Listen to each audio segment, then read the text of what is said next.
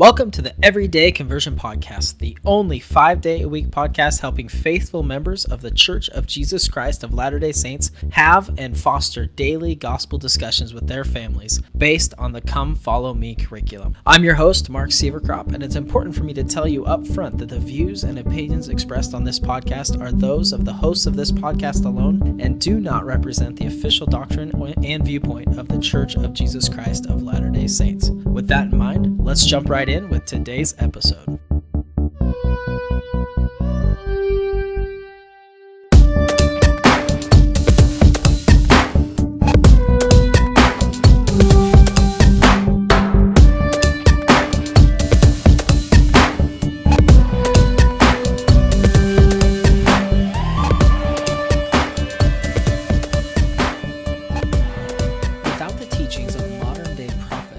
Understanding available through the restored gospel, the significance of the events described in Matthew 17, Mark 9, and Luke 9 are all but lost.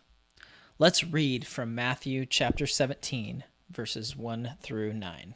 Quote, "And after 6 days Jesus taketh Peter, James, and John his brother, and bringeth them up into an high mountain apart, and was transfigured before them, and his face did shine as the sun, and his raiment was white as the light. And behold, there appeared unto them Moses and Elias talking with him. Then answered Peter and said unto Jesus, Lord, if it is good for us to be here, or it is good for us to be here, if thou wilt, let us make here 3 tabernacles, one for thee, and one for Moses, and one for Elias. While he yet spake, behold, a bright cloud overshadowed them, and behold, a voice out of the cloud which said, This is my beloved Son, in whom I am well pleased. Hear ye him. And when the disciples heard it, they fell on their face and were sore afraid. And Jesus came and touched them and said, Arise, and be not afraid. And when they had lifted up their eyes, they saw no man save Jesus only. And as they came down from the mountain, Jesus charged them, saying, Tell the vision to no man until the Son of Man be risen again from the dead." So, to members of the church, this account of the Mount of Transfiguration is invaluable. It sets the precedence for how priesthood authority and keys are transferred. They're transferred by the laying on of hands from those who hold the authority and the keys already. But there's so much more that happened during this time, and it's hard to piece it all together, but Elder Bruce R. McConkie, in his Doctrinal New Testament Commentary, Volume 1, outlines 10 things that occurred on the Mount of Transfiguration. So I'm going to summarize those for you real quick. I don't want to take a ton of time, but these are really, really interesting, and there's some things that I didn't realize. And in reading these, he draws upon many sources. He draws upon the scriptures, obviously. He draws upon the teachings of the prophet Joseph Smith. He draws upon doctrines of salvation from Jesus the Christ and several other sources. So he's pulled all of these together, but here they are. Number 1, Jesus singled out Peter, James, and John from the rest of the 12, took them upon an unnamed mountain. There he was transfigured before them, and they beheld his glory. Testifying later, John said, We beheld his glory. The glory is of the only begotten of the Father. That's John 1:14. And Peter, speaking of the same event, said they were, quote, eyewitnesses of his majesty. That's from 2 Peter 1:16. Number 2, Peter, James, and John were themselves, quote, transfigured before him. And that's from teachings of the prophet Joseph Smith.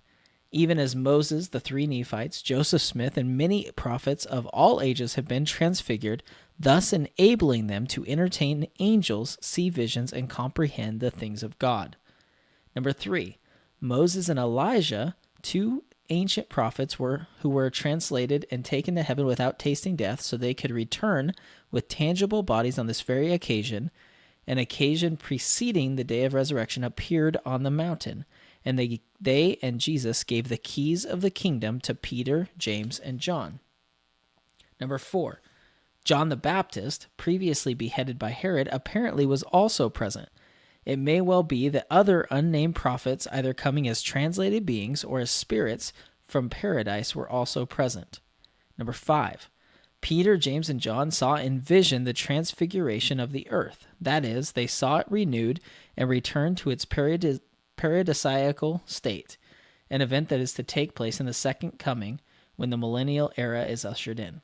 Number 6, it appears that Peter, James, and John received their own endowments while on the mountain. And he quotes, he references Doctrines of Salvation, Volume 2.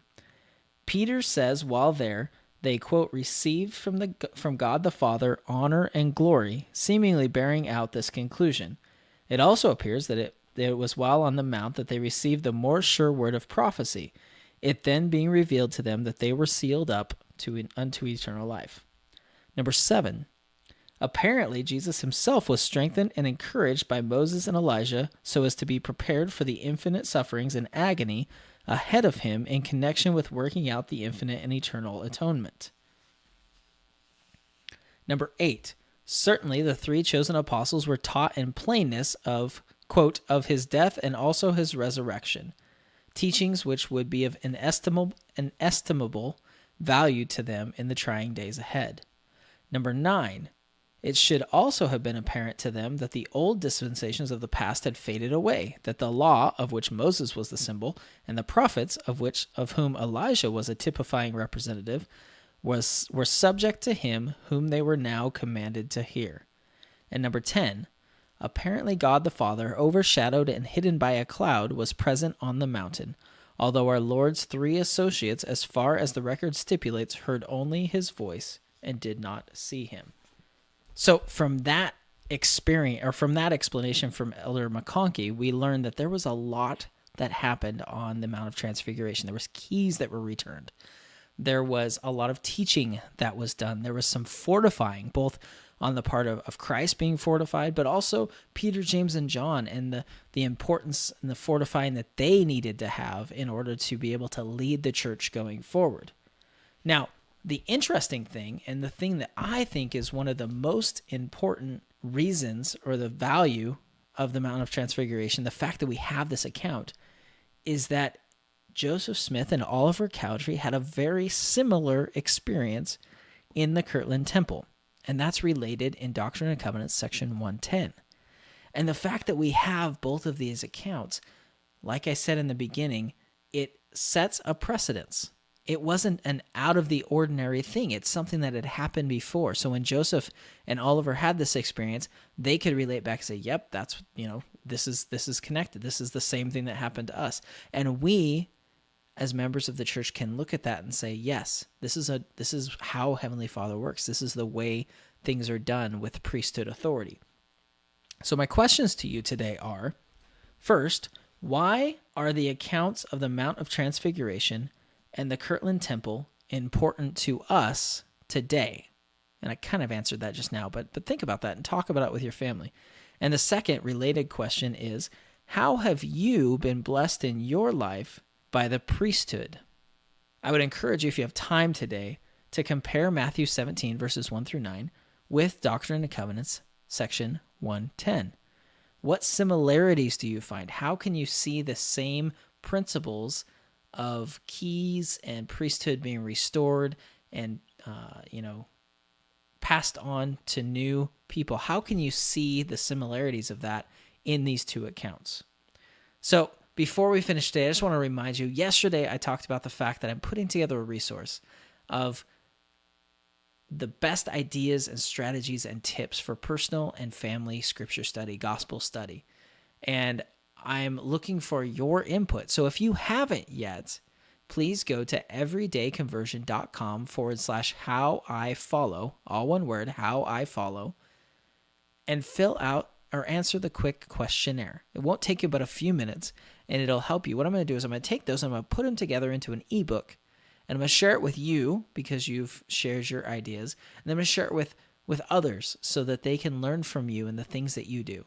And don't worry about being perfect. None of us are perfect, but I know you have some good ideas. I know you have some good things that you do as a family or personally that can help others to increase and improve and make their personal and family gospel study more effective. So again, that's at everydayconversion.com/how-I-follow. And real quick, once again, the two questions for today. Why are the accounts of the Mount of Transfiguration and the Kirtland Temple important to us today? And the second question, how have you been blessed by the priesthood in your life? Thank you for listening to the Everyday Conversion Podcast. For transcripts and other bonus materials, as well as past episodes, be sure to visit everydayconversion.com. And if you haven't yet, be sure to leave us a rating and review on iTunes or your favorite podcast listening platform. This episode was a production of the Everyday Conversion Podcast, and while we are faithful members of the church, the views and opinions expressed on this podcast are those of the hosts of this podcast alone and do not represent the official doctrine and viewpoint of the Church of Jesus Christ of Latter-day Saints. For official doctrine and viewpoints of the church, please visit lds.org/church.